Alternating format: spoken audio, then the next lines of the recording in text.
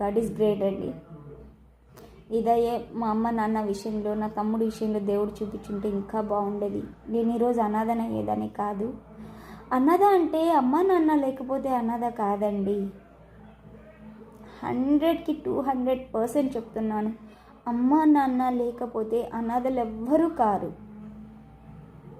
అయిన వాళ్ళు పట్టించుకోకపోతే వాళ్ళు అనాథలు అవుతారు. ఎగ్జాంపుల్, మొన్న విజయవాడలో ఇలా జరిగింది కదండి, అందరికీ తెలిసిందే.